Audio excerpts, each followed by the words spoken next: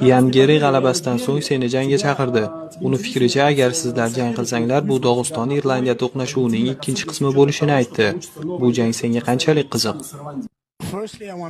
Oldindan aytib qo'yay, men Islomni juda hurmat qilaman. Unga hurmatsizlik qila olmayman.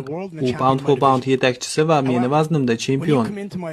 Lekin kimdir vaznimga o'tib, orzuyimga erishishim yo'lida to'sqinlik qilsa, sizlarni ishontirib aytamanki, uni buzib tashlayman. U keyingi jangini menga qarshi o'tkazishi kerak. Vaznda menchalik og'ir yo'lni bosib o'tgan boshqa jangchi yo'q.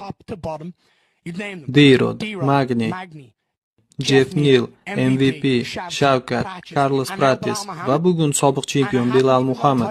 Nima ular shundan keyin ham title shot berishmaydimi? Bu imkonsiz. Menimcha bu noto'g'ri. O'lsam ham bunga ko'nmayman. Islom Makhachev Habib tomon, men esa Conor tomonman. U Dog'istonni yangi avlod, yangi vakili. Tikkoyoqda va grepplingda Habibdan ko'ra yaxshi texnikaga ega. Men esa Conorni uzunroq, tezroq va universal versiyasiman.